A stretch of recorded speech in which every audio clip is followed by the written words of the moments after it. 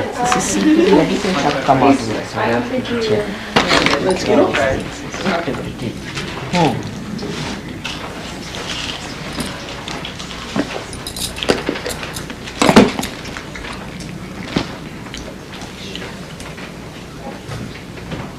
So today is a day according to Indian calendar called as Parivartani Ekadashi. Now today is the 11th day of the moon. 11th day is Ekadashi. Also in Sahajayoga you know about Ekadesh Rudra, which is here, which will ultimately destroy all those things which are not required anymore. That is Ekadashi here. That's the 11th. But today is a special day where we are going to use the power of Ekadasha to do the parivartan, means the transformation. It is not for destruction but for transformation. It's such a day to be here in New York where we use the destructive powers for the transformation of humanity. So it's a very great day today that we are going to transform people by the manifestation of the Ekadashas. And they are 11 placed over your forehead here, and you know how they work out. So these 10 come out of destructive powers of the world. World has got 10 destructive powers also. Out of those 10, the destructive part settles down here. So when a person is on his destruction, say for example a cancer is setting, then you might feel a throb here at the apex of your world, the throb.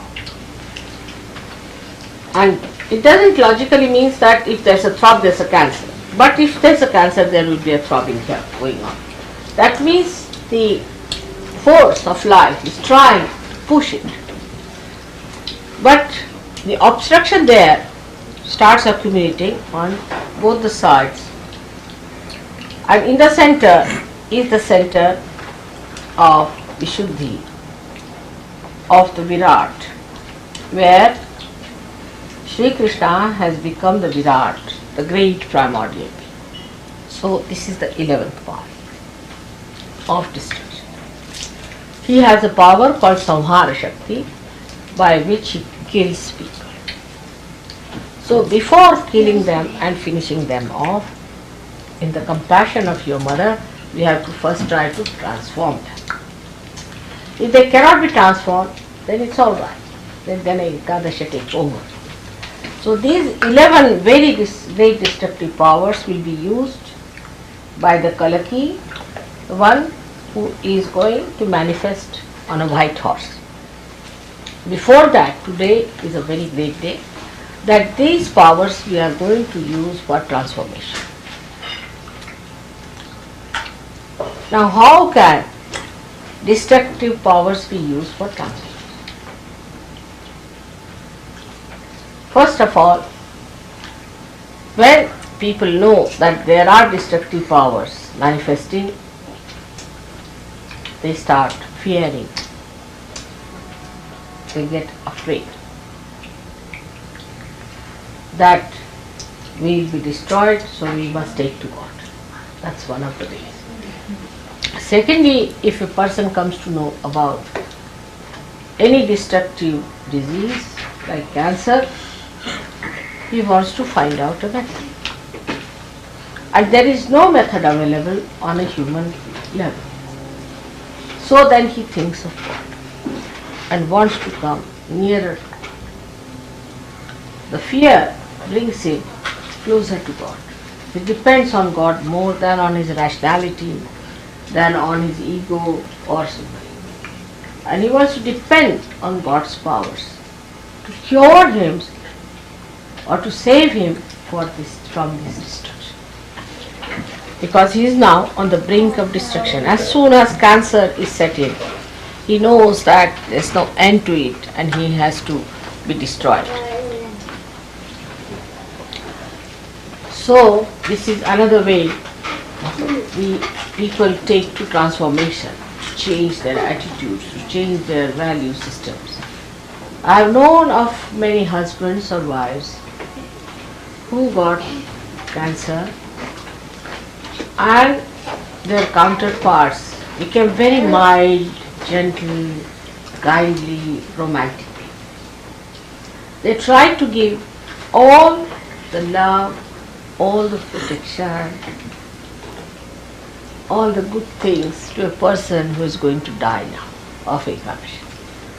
So a kind of a transforming temperament starts coming in a man, that he sees that the person with whom he has lived all his life is now going to be no more. So a kind of beautiful feelings towards the person of giving whatever you have beautiful within you starts, and that's how people develop another kind of personality which was never apparent before. So all the harshness and the aggressiveness drops out and all the sweetness starts pouring in. So the compassion in a man is a way by which he gets transformed. Many people who lost their relations, kith and kin, become much more gentle, kindlier, because Ekadasha has expressed its all. And also another kind of a fear comes into the mind of the people, that tomorrow this can happen to me also. So I must do something about it. So at this time, Sahaja helps them a lot. They come to Sahaja because such an emergency is created within themselves. And thus they are rushed for their transformation to Sahaja. But there is another subtler way this destructive force helps us, by destroying all that is negative within us. Because unless and until that negative is destroyed within us, we cannot become people who can enter into the kingdom of God. We have our ego, we have our superego, and both can be represented here. When you have your ego, very much great ego, then you will find a big blob like ego coming out on this side, a very big one here. Or if you have a superego, you can see another big thing jetting out on the plane here. So on both the sides you might get both the things if both the sympathetic are overactive. If you are not a very collective person, also you might get a blob here.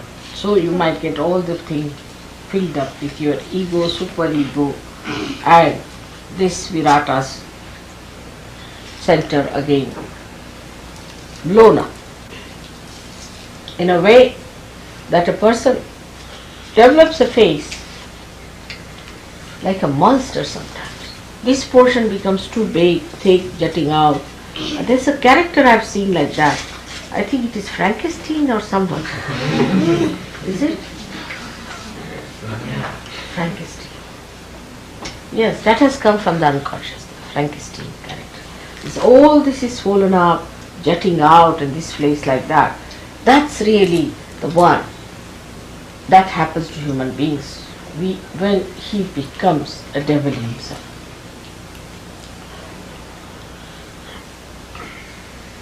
So this is how the Ekadasha works within us to destroy our negativity within us. In India, so many people fast on this for atonement. On 11th day is very common. You must do Ekadashi. All the Hindus and all these people do Ekadashi. That is the 11th day they don't eat anything at all. But you shouldn't do it after the advent of your mother. Because I am the Ekadasha myself. So why should you do it now when I have come? It was done when I was not here just to call me. So now I am back here. You need not do this anymore, the penance of Ekadasha. But you have to be careful. Now Ekadasha comes, as I told you, from the void. So firstly it comes when you accept someone as your guru. Say, who are false, who are anti-God, anti-Christ. So you develop a kind of a thickness on this side when it is the person whom you are worshipping as a guru or respecting as a guru, who is a guru to you, who is not really a guru. So you develop a super ego which shows on this side, this part. Now the other side of it shows when a person says, I am my own guru, I am practicing my own meditation, I have nothing to do with anybody's guidance, I am quite alright as I am. Such a person develops the other half. So you have this half developed because of that, and this half developed because of the superego that you get through these false and fake gurus. Now what happens sometimes, that when you get involved into this kind of superego behavior, at that time it so happens that you might take over from them and start using it for your ego. That's the worst time for you. At that time, what you do is to act like the devils yourself. And once you start doing that, your Ekadasha is completely finished. And then I don't think it's easy to get rid of it. It's very difficult. But if it is one-sided, it's much easier to do. So today is the day which is called as the Ekadasha, which is going to bring the transformation. When you are transformed, so many things are automatically destroyed within you. As you can see very clearly, that all your misidentifications drop off. The misidentification that I am an American, that I am a Christian, or I am a Jew, I am this, I am that, all these false misidentifications drop. And you become a naked human being. First of all, you are a human being, and then a superhuman being without the ego. Without the ego. So your ego is destroyed, your superego is destroyed, your conditionings are destroyed, and all your false ideas about knowledge are destroyed. So what remains and emerges out is the reality. Now see, when a flower becomes the fruit, everything practically drops out of the flower, we can say. Like the calyx is dropped out, then the petals are dropped out, and then the apicalyx is there, that is also dropped out. But what remains is the seed. Actually, if you see, around the seed all these things develop and the fruit remains, the rest of it drops. In some fruits, some part is used, in some fruits, nothing is used, a very little growth comes out as fruit and becomes the fruit while the flowers are finished. So in us also, whatever becomes spirit remains, the rest drops. And that is what it is when we call it the Ekadasha, which brings forth the transformation. And one has to understand, we have to drop out many things. Some people I've seen, they say, what's wrong? I'm smoking, still my vibrations are wrong. Some say, what's wrong? I'm drinking, still my vibrations are wrong. I'm going to this guru, still my vibrations are there. I'm having the same type of licentious lifestyle, my vibrations are there. Now it goes a very long way. The vibrations are still there. But suddenly they stop and you find you are out of bounds. You are thrown out completely. But you do not feel how you are thrown out. Gradually you find with a tangent you go out. And so one has to be careful about that. So within us lies a force which is centrifugal and a force that is centripetal. So Ekadasha's force is centrifugal by which we are thrown out. Sahaja Yoga doesn't fall onto anybody's feet, doesn't request anyone, it doesn't flatter anyone. If you want to be there, you have to be positively there, and if you don't want to be there, it throws you much faster than what you want. That's the trouble with Sahaja Yoga is. And this is the loophole of the Sahaja Yoga, which I must tell you as a mother, that it's very anxious to throw you out.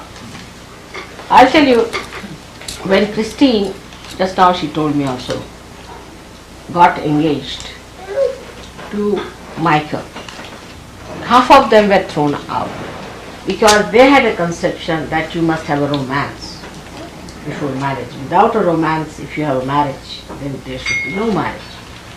I don't know on what conception it is based. But if you have the romance before the marriage, what's the fun of having the marriage? I mean, it's like if you have to give somebody a present, you hide it, you say keep it to that date, and then give the surprise to the children. In the same way, if you have the romance already done, what's the marriage? What's the celebration for? It's absolutely illogical. There is no romance in such cases. Actually, you have seen that after the romance, the marriage and the divorce. It's always like that. Because you become stale and you find the romance you had before marriage was something, a fantasy that has dropped out, and now after marriage, there is nothing left to enjoy. So you are fed up, and next month you are in the divorce. But the marriages that take place without the romance, kept all reserved for a particular day, just for that day when you are going to have the real romance and real feeling of oneness. Everything. In India it's a very big thing, you see, the first night of the marriage. And that's why our marriages last. You know, I would say I'm an old woman of 60 years, my husband 63 years, and you can see how romantic he is still. You see, the romance never finishes. Because it starts on an auspicious day, with the sanction of the collectivity, everybody taking interest in that romance. It is such a big thing to be married, all the people enjoying the marriage and enjoy. Would you like some fruit butter? Would you like some fruit butter? No, thank you. That's it. So now, this kind of thing when happens to the people who are Western people, think romance is very important. But I don't think one can learn anything from the marriage system of the Western people, because all their marriage system is absolutely in a dwindle down. There's nothing to be learned from them as far as that is. We can learn many other things. For example, we can learn how to operate a camera. But to operate a marriage is better you learn from Indians. They have a very solid system of marriage. First of all, the way they are trained from childhood, how to make a marriage successful. Such a lot of importance is given. Then without the horoscope, they will not marry. Without the auspicious date, they won't marry. Everything they work out in such details so that the marriage cannot fizzle out. Moreover, it is worked in such a collective way. For example, supposing my husband wants to trouble, say for example, so the sister of my husband will take him to task. Everybody can interfere if they try to do anything but against the marriage. Everyone in the family will be after the person who tries to break the marriage. And so everyone knows that I'll be left high and dry, you see, if I have a divorce. Nobody has place in the society. But in England when we went first, we were shocked. They had no shame about this. I am already divorced thrice, and this is the fourth woman I am living with. So shocking for us, oh God. To us, a divorce means worse than leprosy. Why are you divorced? What's the problem? How can you be divorced? Such an auspicious thing is the marriage. Such a blessing it is. It is God blessed. How can you do it? It's such a big fall. And that's how it works out. And in no way we are less than you people as married, because we can produce much more children than you can produce. And children only want to be born in India, not anywhere else. You will be surprised. That's the problem we are facing. Our population problem comes from the point that the marriages are so successful, the people are so peaceful, that children hate to be married in nightmares of New York. Naturally, because you don't know where will be the mother tomorrow and where will be the father. Now we are blamed for a high rate of fertility, but what to do? Children don't listen. They don't want to go to all such places where there is no stability for them to exist. Especially the realized children, if they are of a very high quality, they have to be like daredevils to get into this thing. So they may try.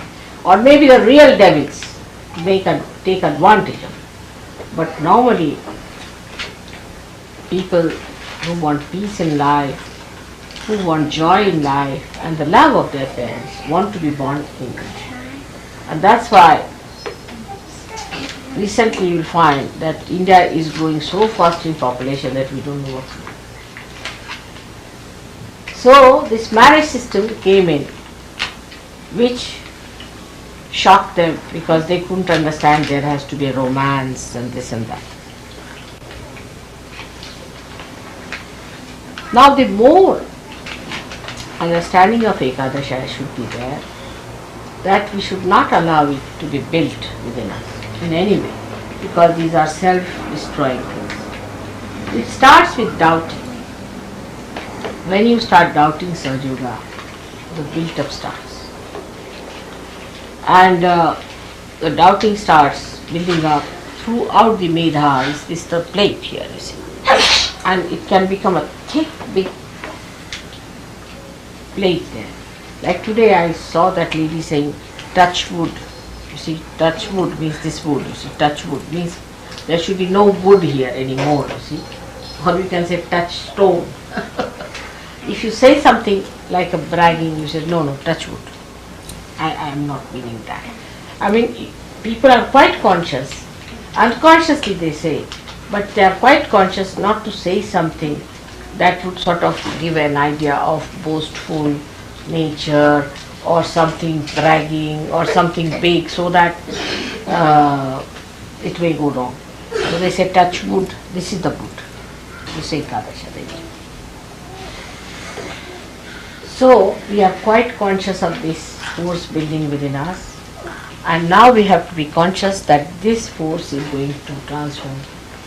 So today we are going to pray that this force has to transform America through its capacity to frighten people so that they come to Sahaja. Because when things have reached this stage of ego, then when people say, what's wrong?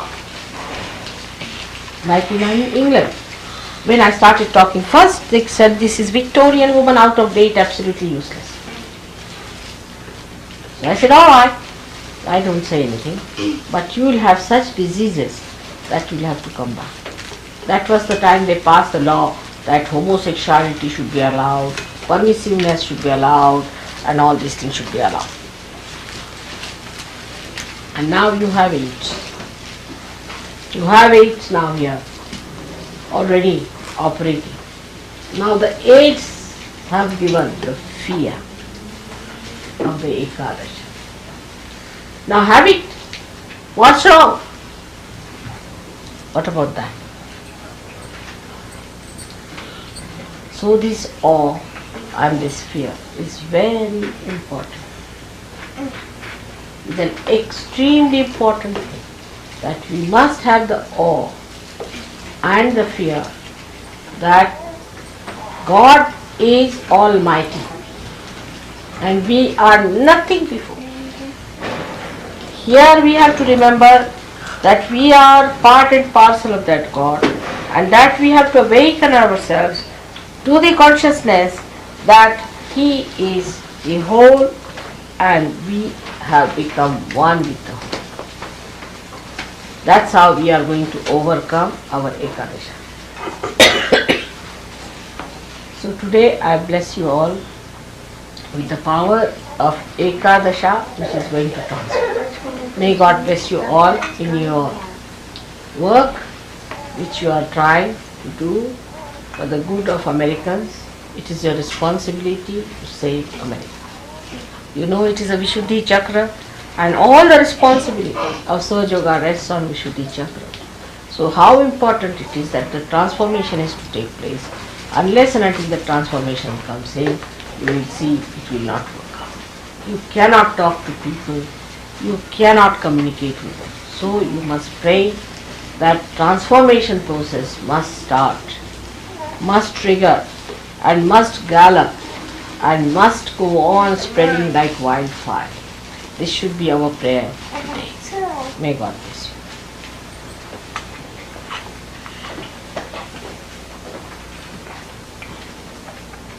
May God bless you. Tata Pujan Jai.